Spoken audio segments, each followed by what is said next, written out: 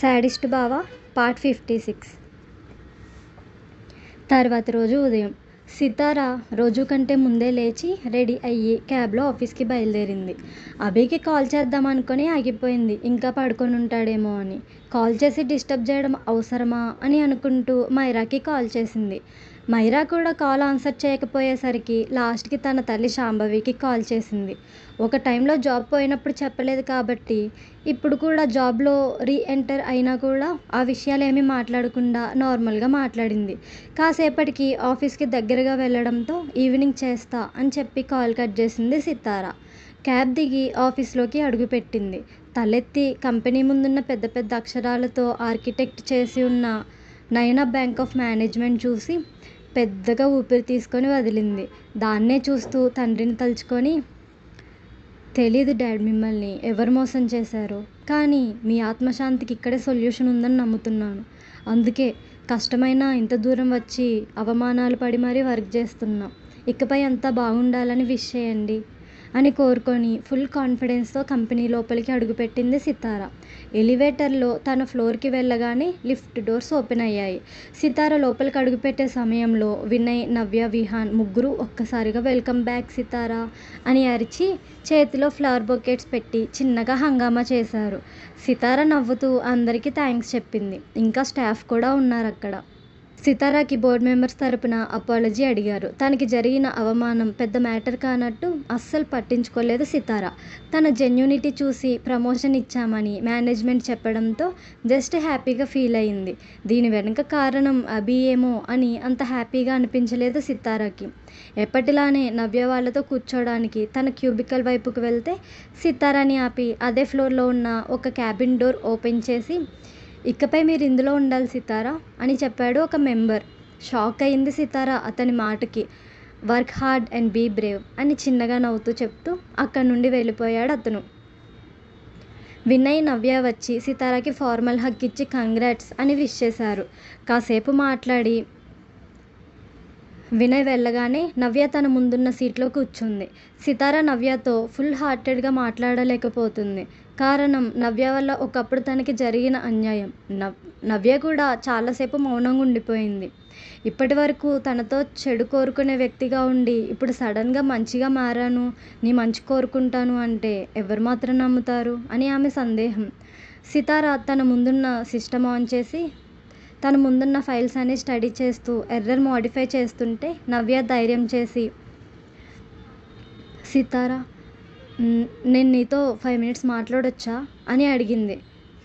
అని అంది సితార తలెత్తకుండానే. సారీ సితార, నాకు తెలుసు నీకు నా వల్ల జరిగిన అన్ఫెయిర్ నీకు తెలుసు కానీ అని ఆగిపోయింది. కంటిన్యూ చేయి అని అంది సితార చాలా నార్మల్గా. అభి సార్ అంటే ఉన్న ఇష్టం వల్లే నేను ఈ కంపెనీ నుండి దూరం చేయాలనుకున్నాను.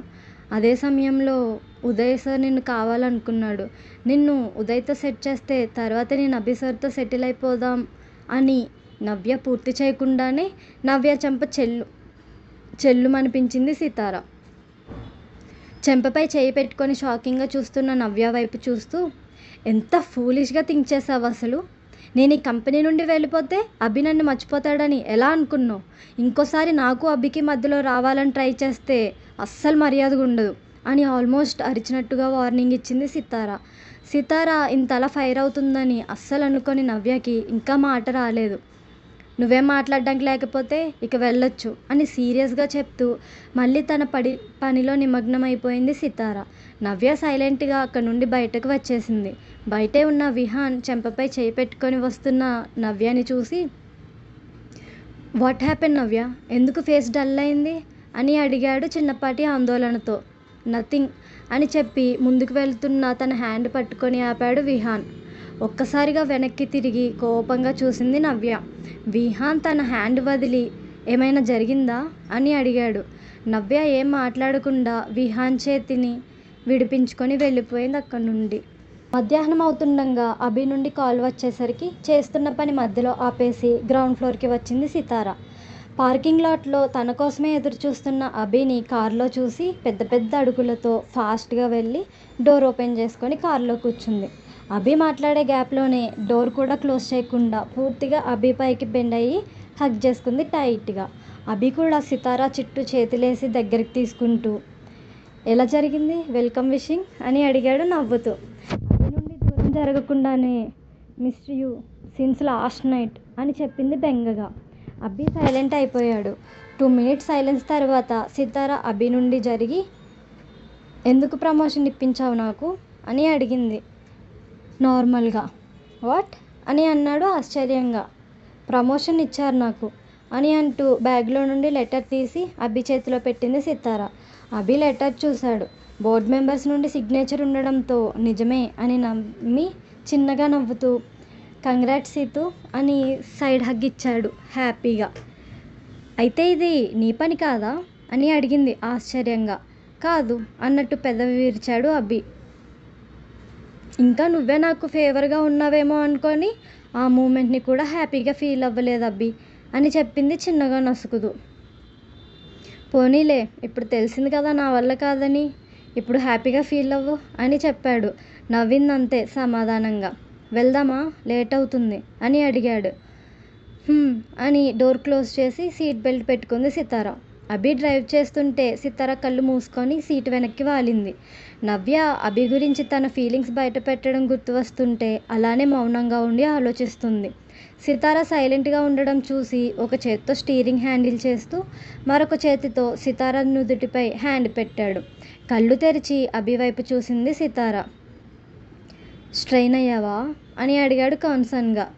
లేదు అన్నట్టు తలూపి నుదుటిపై ఉన్న అభి చేతిని తన చేతుల్లోకి తీసుకొని కార్ స్లో చేస్తూ తన వైపే చూస్తున్న అభి కళ్ళల్లోకి సూటిగా చూస్తూ, స్ట్రెయిన్ అవ్వకూడదు నేను, అప్పుడే కదా ప్రతి క్షణం నీ గురించి ఫైట్ చేయగలను అని చెప్పింది అమాయకంగా. ఏం మాట్లాడుతున్నావు అని అడిగాడు అభి అయోమయంగా ముఖం పెట్టి.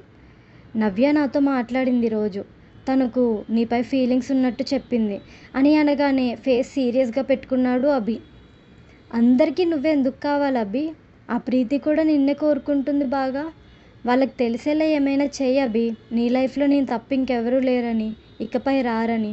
లేదంటే ఏదో ఒక రోజు నిన్ను వేరే అమ్మాయిల నుండి కాపాడుకోలేక నిజంగానే అలసిపోతాను నేను అని చెప్పింది మూతి ముడుచుకొని. అంతే, కార్కి బ్రేక్ పడింది. At the same time Sitara పెదవులపై లిప్ లాక్ పడింది.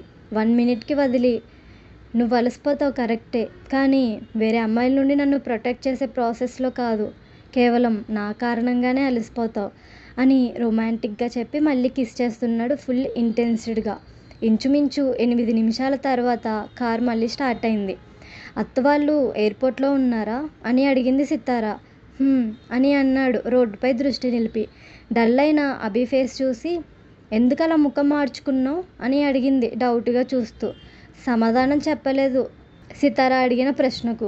కిస్కి మధ్యలో బ్రేక్ ఇచ్చినందుకు అభి హర్ట్ అయ్యాడని అర్థమై ఆ విషయం గురించి కదిలించకుండా, అత్త నార్మల్గానే ఉందా, ఇంకా కోపంగా ఉందా అని అడిగింది సితారా అభి ఏం చెప్తాడా అని చెవులు రిక్కించి వింటూ. నాతో మాట్లాడలేదు నైట్ నుండి, కోపంగానే ఉందనుకుంటా అని చెప్పాడు నార్మల్గా. ఆ మాటకు ముభావంగా అయిపోయింది సితారా. చూస్తుండగానే ఎయిర్పోర్ట్కి చేరుకున్నారు ఇద్దరు. ఇంకా తలదించుకొని ఉన్న సితారా హ్యాండ్ పట్టుకొని, పద వెళ్దాం అని అన్నాడు అభి. అత్త నా ప్రెజెన్స్ని రిసీవ్ చేసుకుంటుందా అని అడిగింది అనుమానంగా. పిచ్చి డౌట్స్కి ఫుల్ స్టాప్ పెట్టి నాతో రా అని కసిరి ఎయిర్పోర్ట్ లోపలికి తీసుకువెళ్ళాడు సితారాని. అభి సితారా వచ్చేప్పటికి అక్కడే వెయిట్ చేస్తున్నారు రఘువరం వరలక్ష్మి. కిషాంత్ సితారాని చూసి హాయ్ వదినా అని విష్ చేశాడు. సితారా కూడా మెరుస్తున్న కళ్ళతో కిషాంత్కి చెయ్యూపింది హాయ్ అన్నట్టు. వరలక్ష్మి కిషాంత్ వైపు చూసింది కొంచెం కోపంగా. కిషాంత్ తల్లి చూపులు అర్థం చేసుకొని ఊపుతున్న అదే చేతితో హెయిర్ సెట్ చేసుకున్నట్టు కలరింగ్ ఇచ్చాడు స్టైల్గా. అభి కిషాంత్ వేషాలకు చిన్నగా నవ్వుకుంటుంటే రఘువరం గారు సితారాని చూసి నవ్వుతూ, మళ్ళీ జాబ్లో జాయిన్ అయ్యావంటగా, హ్యాపీనా అని అడిగారు. అతను కూడా చాలా హ్యాపీగా, చాలా అని అంటూ చేతులు చాచింది పెద్దగా. సింబాలిక్గా చూపిస్తూ సితారా కూడా హ్యాపీగా చెప్పేసరికి వరలక్ష్మి ఒకసారి కొడుకు ముఖం చూసుకుంది. ఎటో చూస్తున్నాడు అభి కూడా. యాటిట్యూడ్కేం తక్కువ లేదు అని మనసులో అనుకుంటూ చాచిన సితారా ఒక చేతిని పట్టుకొని ఎవరూ లేని ప్లేస్కి తీసుకువెళ్ళింది వరలక్ష్మి. సితారా హార్ట్ బీట్ అయితే రైలు కంటే వేగంగా పరిగెడుతున్న తన గుండె వేగాన్ని అదుపు చేసుకుంటూ ఆమె ముందు భయంగా నుంచుంది సితారా. ఎదసవ్వడిని తగ్గించుకుంటూ ఆమె ముందు ధైర్యంగా నుంచోడానికి ట్రై చేస్తుంది సితార. వచ్చి ఎంతసేపు అయినా ఆమె మాట్లాడకపోయేసరికి అత్తా అని నెమ్మదిగా పిలిచింది సితార. వరలక్ష్మి తన చేతిని ముందుకు చాచి వాడినెప్పటికీ ఒంటరించేయవు కదా అని అడిగేసరికి సితార మనసంతా ఒక రకంగా అయిపోయింది. చెప్ సీతు, భవిష్యత్తులో ఎలాంటి పరిస్థితి ఎదురైనా నా కొడుకును ఒంటరి చేయకు సీతు, తట్టుకోలేను అని ఆమె కన్నీళ్లు పెట్టుకోగానే సితార ఆమెను గట్టిగా హత్తుకొని, గతంలో జరిగిన వాటికి నాకు ఎలాంటి సంబంధం లేదత్తా. నీకు తెలీదా అప్పుడు నా వయసు 15 సంవత్సరాలని? కానీ ఇప్పుడు చెప్తున్నా, నాకంటే ఎక్కువగా నేను బావనే ఇష్టపడతాను, ప్రేమిస్తాను, ప్రాణం ఇస్తాను కూడా. ఇష్టమత్తా బావ అంటే నాకు. నిజానికి నువ్వే వదలమన్నా నేను వదలను అభి చేతిని ఎప్పటికీ అని అంటూ ఆమెకి ధైర్యంగా చెప్పేసరికి వరలక్ష్మికి పెద్ద బాధ్యత తీరినట్లు అనిపించింది. సితార నుండి తప్పించుకొని నా కొడుకు జాగ్రత్త అని చెప్పి మళ్ళీ తన ప్లేస్కి వచ్చి నిలబడింది. కఠినంగా కనబడే వరలక్ష్మిలో ఇంత సానుభూతి చూస్తున్న సితారలో ఏదో మూల గిల్టీ ఫీల్. ఇప్పటి వరకు నేను వాళ్ళని అర్థం చేసుకునిందే లేదా అని అనుకుంటూ వరలక్ష్మిని అనుసరిస్తూ వెళ్ళింది అందరి దగ్గరకు. ముందు నడుస్తున్న తల్లిని, తర్వాత సితారాని చూసి ఎలాంటి ఎక్స్ప్రెషన్ లేకుండా నుంచున్న కొడుకుని చూసి అలిగినట్టు ముఖం పెట్టింది వరలక్ష్మి. ఇంతలో ఫ్లైట్ అనౌన్స్మెంట్ వినిపిస్తే రఘువరం వరలక్ష్మి చుట్టూ చేవేసి మాట్లాడు వాడితో అని చెవిలో నెమ్మదిగా చెప్పారు. వాడికి అంతుంటే నాకెంత ఉండాలి అన్నట్టు ఒక ఎక్స్ప్రెషన్ అయితే ఇచ్చింది. కానీ మనసు అభితో మాట్లాడమని గోల చేస్తుంటే కుదురుగా ఉండలేక అభి వైపు చూసింది. తనకేం సంబంధం లేనట్టు ఫోన్ చూసుకుంటున్నాడు అభి. దాంతో మాట్లాడాలనే ఆశ కూడా పోయి తన టికెట్ అండ్ పాస్పోర్ట్ తీసుకొని సితార వైపు చూసింది. ఆమె మామూలుగా చూసినప్పటికీ నా కొడుకుని బాగా చూసుకో అని హెచ్చరిస్తున్నట్టు అనిపించింది సితారాకి. అలాగే అత్త అన్నట్టు కళ్ళార్పింది సితార. వరలక్ష్మి కిషాంత్ని దగ్గరికి తీసుకొని నుదుటిపై ముద్దు పెట్టుకుంది. బుగ్గపై ప్రేమగా తడుతూ, జాగ్రత్త కన్నా, ఫ్రెండ్స్ పార్టీస్ అని ఎక్కువగా బయటకు తిరగకు, ఆల్కహాల్ కూడా ఎక్కువగా ప్రిఫర్ చేయకు, ఏమైనా నీడ్స్ ఉంటే కాల్ చేయడానికి ఆలోచించుకో, టైంకి తిను, నీ వర్క్ ప్లేస్కి దగ్గరలో ఫ్లాట్ తీసుకో, and late nights lonely driving మానేయి ఇంకా అని ఆలోచిస్తున్న వరలక్ష్మి భుజం చుట్టూ చేయి వేసి, mom I'm not a kid, I can take care of myself. ముందు నువ్వు నీ గురించి ఆలోచించుకో, నువ్వు స్ట్రెస్ ఫ్రీ అవ్వు ముందు, డాడ్ కోసం వెయిట్ చేస్తూ ఫుడ్ స్కిప్ చేయకు అని అంటున్న కిషాంత్ని చూసి రఘువరన్ నవ్వుతూ, మీకు మీరుంటే చాలు, నేను నా పెద్ద కొడుకు అవసరం లేదు అంతే కదా అని అనేసరికి కిషాంత్ ప్రేమగా రఘువరన్ని కూడా చుట్టుకొని, టేక్ కేర్ డాడ్, నన్ను మిస్ అయితే చెప్పండి, వచ్చేస్తా లేట్ చేయకుండా అని చెప్పాడు. ఏంటోరా ఒకప్పుడు వీడు అని అభి వైపు చూపించి, వద్దు అంటే ఇండియా అన్నాడు, ఇక్కడే సెటిల్ అవుతా అని ఎందుకంత పట్టుబట్టి కూర్చున్నాడో అర్థం కాలేదు. ఇప్పుడు కూడా ఎక్కడ వర్క్ చేస్తున్నాడో తెలీదు, ఆ డీటెయిల్స్ ఏవి బయటకు రానివ్వడు. కానీ 2 ఇయర్స్లోనే మంచి పేరు గుర్తింపు పొందాడు. తక్కువ సమయంలోనే పెద్ద అపార్ట్మెంట్ కూడా కట్టించాడు తన అభిరుచికి తగ్గట్టు. ఇప్పుడు నువ్వు కూడా ఇక్కడే సెటిల్ అవుతాను అంటున్నావు, సాఫ్ట్వేర్ అంటున్నావు, అడిగితే కంప్లీట్ అయ్యాక రిజల్ట్ చూపిస్తా అంటావు. బిల్డింగ్ డ్రీమ్స్లో మమ్మల్ని మర్చిపోకపోతే అదే చాలు, అప్పుడప్పుడు యూఎస్ వస్తుండండి అని చెప్పి సితారాని చూసి ఆగి, టేక్ కేర్ రా, వీళ్ళు ఏమైనా ఇబ్బంది పెడితే నాకు చెప్పు, నా నెంబర్ అభి దగ్గర తీసుకో, అండ్ బీ కేర్ఫుల్ అని చెప్పి అభిని చూసి, వెళ్ళొస్తాం అభి, కుదిరితే ఒకసారి సితారాని తీసుకొని యూఎస్కి రా అని అందరికీ చెప్పి వరలక్ష్మితో పాటు ముందుకి కదిలారు. అప్పుడు కూడా అభిలో కదలిక లేకపోవడంతో వరలక్ష్మి గారిని చిన్నపాటి మనోవేదనకు గురయ్యేలా చేసింది. అందుకే వెనక్కి తిరిగి చూడకుండా రఘువరన్తో కలిసి వెళ్ళింది. అభికి కూడా ఏదో ఇన్కంప్లీట్ ఫీలింగ్. రఘువరన్ గారికి టెక్స్ట్ చేశాడు, అమ్మ జాగ్రత్త అని. వాళ్ళు పూర్తిగా వెళ్ళిపోయే వరకు ఉండి, బ్రో నేను వెళ్తున్నా అని చెప్పి ముందుకు కదులుతుంటే, ఎక్కడికి వెళ్తున్నావు అని అడిగాడు అభి. వర్క్ ఇన్ ప్రోగ్రెస్ కదా బ్రో, ఉంటాయి చాలా పనులు, పైగా రేపటి నుండి ఫ్రెండ్స్ గ్యాంగ్ దిగుతుంది, సో వర్క్ స్పీడప్ అయితే బెటర్ అని చెప్పి సితార వైపు చూసి, బాయ్ వదినా అని చెప్పి చిన్నగా నవ్వి వెళ్తుంటే, హోటల్స్లో ఉండకు, మన ఫ్లాట్కి వచ్చే అని చెప్పాడు అభి. అలాగే అని వెళ్ళిపోయాడు. కానీ పూర్తిగా విన్నాడో లేదో ఇద్దరికీ అనుమానమే. అందరూ వెళ్ళగానే సితార అభి భుజంపై ఒకటి వేసి, ఎందుకు అత్తతో మాట్లాడలేదు అని అడిగింది కోపంగా. లైట్లే పద అని సితార చేతిని హోల్డ్ చేసి ముందుకు నడుస్తున్నాడు అభి. చాలా వెయిట్ చేసింది అభి అత్త, నువ్వు మాట్లాడతావని అని అంది సితార.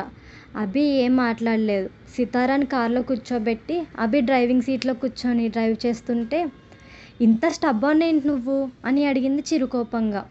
వదిలే అన్నానా, ఇంకా ఆ టాపిక్ మాట్లాడుకు అని కసిరాడు రోడ్డుపై చూపు నిలిపి. అభి సడన్గా కసిరేసరికి ముఖం డల్గా పెట్టేసింది సితార. నీకంటే అత్త చాలా బెటర్ తెలుసా, నువ్వింత కోల్డ్ హార్టెడ్ అని అత్తకి ముందే తెలుసు అనుకుంటా, అందుకే నన్ను పక్కకి తీసుకెళ్ళి అని సితార పూర్తి చేసేలోపే అభి కార్ ఒక రెస్టారెంట్ ముందు ఆపి, పద లంచ్ చేసి ఆఫీస్కి వెళ్దాం అని చెప్పి కారు దిగి లోపలికి వెళ్ళాడు. మొండి బావ, బలుపు బావ అని తిట్టుకుంటూ వెనకే వెళ్ళింది సితార. తర్వాత కూడా సితారాకి ఎక్కడా మాట్లాడే అవకాశం ఇవ్వలేదు అభి. ఫుడ్ సర్వ్ అవ్వగానే ఫాస్ట్గా కంప్లీట్ చేయించి ఆఫీస్కి తీసుకువెళ్ళి తన ఛాంబర్కి వెళ్ళిపోయాడు అభి. వరలక్ష్మి వెళ్ళినప్పటి నుండి అభి స్ట్రేంజ్ బిహేవియర్ చూసి ఇప్పటికే ఒక క్లారిటీకి వచ్చింది సితార, అభి కోపం ప్లస్ గిల్టీనెస్తో ఉన్నాడని. వరలక్ష్మి చెప్పిన మాటలు చెప్దామని అనుకొని ఆగిపోయింది సితార. సాయంత్రం అవుతుండగా యూఎస్ నుండి వచ్చిన తన క్లోజ్ ఫ్రెండ్స్ని పికప్ చేసుకోవడానికి వెళ్ళాడు కిషాంత్. వాళ్ళలోనే ఉంది జెన్నీ కూడా. అందరినీ వదిలేసి నేరుగా వెళ్ళి జెన్నీని హగ్ చేసుకున్నాడు కిషాంత్. మిగిలిన వాళ్ళంతా కోపంగా చూస్తూ, అంతేలేరా, నీకు జెన్నీ ఒకటే ఫ్రెండ్, మేమెవ్వరం కాదు అంతేనా అని అడుగుతుంటే కిషాంత్ జెన్నీ నుండి జరిగి, ఎలా అయినా అనుకో, షీఈ్ మై ఫ్రెండ్ ఓన్లీ అని చెప్తున్నప్పుడు జెన్నీకి ప్రౌడ్ ఫీల్ వచ్చేసింది. జెన్నీ కిషాంత్తో కలిసి 6 ఉన్నారు న్యూ సాఫ్ట్వేర్ ప్రాజెక్టు కోసం. అందరూ కలిసి ఒకే ఫ్లాట్లో ఉందామని అనుకున్నారు. కిషాంత్ ముందే ప్లాన్ చేసి Myra video game and network షాప్కి దగ్గరలో ఒక ఫ్లాట్ చూశాడు. ఫ్లాట్కి వెళ్ళాక అందరూ రిలాక్స్ అవుతుంటే కిషాంత్ జెన్నీతో పాటు వచ్చాడు. నెట్ సెంటర్కి తీసుకురాగానే జెన్నీకి విషయం అర్థమై, ఇక్కడే ఉంటుందా తను అని అడిగింది లోపలికి చూడడానికి ట్రై చేస్తూ. అని టెర్రస్ పైకి చూస్తున్నాడు కిషాంత్. అనే సమాధానమే వచ్చేసరికి జెన్నీ కిషాంత్ వైపు చూసింది. ప్రేమగా చూస్తున్నాయి ఆ కళ్ళు. కిషాంత్ ఎటు చూస్తున్నాడో జెన్నీ కూడా అటే చూస్తే కనిపించింది మైరా విశాలంగా ఉన్న టెర్రస్పై ఎడ్జ్లో అటు ఇటు తిరుగుతూ ఫోన్ మాట్లాడుతూ. చిన్నపాటి నవ్వుని లిప్స్పై మెయింటైన్ చేస్తూ బలంగా వీస్తున్న గాలులకు ఎగురుతున్న హెయిర్ని ఒక చేత్తో కంట్రోల్ చేస్తూ, అప్పుడప్పుడు అదే చలికి చిన్నగా వణికి ఆ సింగిల్ హ్యాండ్ని తనను తాను కప్పుకుంటూ లోకాన్ని మరిచి ఫోన్లో ఎవరితోనో మాట్లాడుతుంది మైరా. హాలీవుడ్ అప్సరసలా ఉండే జెన్నీ కూడా కాసేపు కళ్ళు తిప్పుకోలేకపోయింది మైరాని నేరుగా చూసి. ఎప్పటికో డైవర్ట్ అయ్యి, క్యూట్ నో అని అడిగింది. నవ్వేశాడు జెన్నీ అలా అడిగేసరికి. అదే సిగ్గు కూడా అయ్యుండొచ్చు. మరి నెక్స్ట్ ఏం జరిగిందో, జెన్నీ కిషాంత్ మైరాల మధ్య దూరం తగ్గించనుందో పెంచనుందో చూడాలంటే ఈ సిరీస్ని కంప్లీట్గా ఫాలో అవ్వండి. I'm sure about it. ఈ సిరీస్ చాలా పెద్దది అండ్ సేమ్ టైం మీరు ఊహించని ట్విస్టులు చాలానే ఉంటాయి. కలిసిపోయారు కాబట్టి స్టోరీ అయిపోయింది ఇంకేం లేదు అని అనుకోకండి ఫ్రెండ్స్, ఇంకా చాలా స్టోరీ ఉంది. లైక్ చేస్తూ నన్ను సపోర్ట్ చేయండి, సబ్స్క్రైబ్ చేసుకోండి వింటున్న ప్రతి ఒక్కరూ. అండ్ ఈ స్టోరీకి సంబంధించి మీరు ఏమైనా సజెషన్స్ ఇవ్వాలనుకుంటే ప్లీజ్ సజెషన్స్ ఇవ్వండి. అండ్ ఈ వీడియోస్ ఎక్స్పోర్ట్ చేయడానికి చాలా టైం పడుతుంది ఫ్రెండ్స్, అందుకనే డైలీ ఒక్కొక్క రోజు మిస్ చేస్తున్నాను ఎపిసోడ్ని. బట్ రెగ్యులర్గా ఇవ్వడానికి మాత్రం డెఫినెట్గా ట్రై చేస్తాను. థ్యాంక్ యూ ఫ్రెండ్స్, ఇలానే సపోర్ట్ చేస్తూ ఉండండి.